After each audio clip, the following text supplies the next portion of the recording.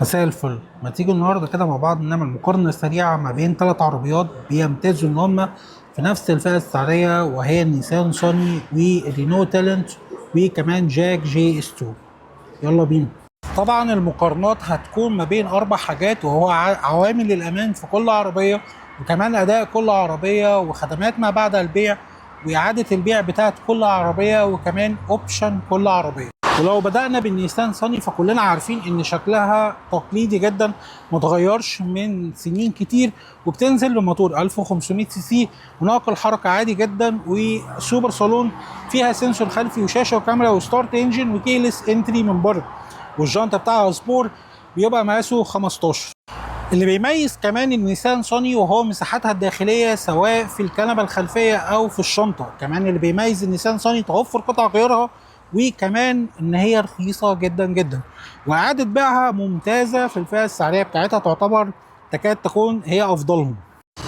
لو جينا بقى نتكلم على رينو تالنت، فما تنساش انها بتتوفر بنسخه 1000 سي سي تربو ناقل حركه سي في تي 3 سلندر.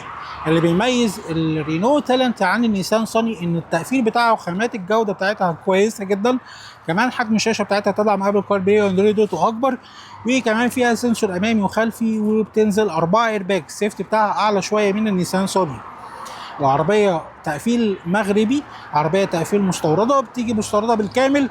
وزي ما وضحنا ان هي ميزتها عن النيسان صني التقفيل بتاعها، واستهلاك بنزينها الى حد ما مناسب زي الصني.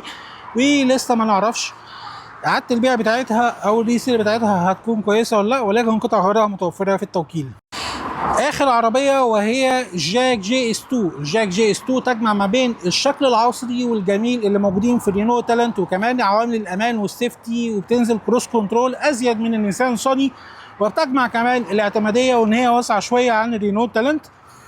العربيه دي توكيلها الاسراوي، طبعا صيني بالكامل. العربيه موديل 25، بتنزل كاتيجوري واحد بس، فئه واحده بس، فيها كل الاوبشن اللي يكاد يكون موجود في النيسان صني السوبر صالون، وتمتاز ان عظمها انشف شويه، وقطع غيارها موجوده وعاليه عن الارض، وتوكيلها ممتاز. خلاصة الفيديو علشان ما اطولش عليه، لو عايز شكل عصري وكماليات كتير ومريحه كمان، هتبقى تختار الرينو تالنت.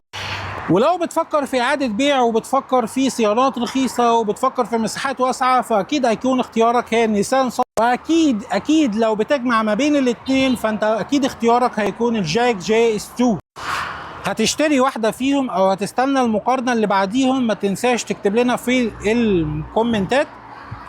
ولو محتاج مقارنة معينة ما بين كذا عربية، ما تنساش تبلغني. انا محمد عادل كنت معاك.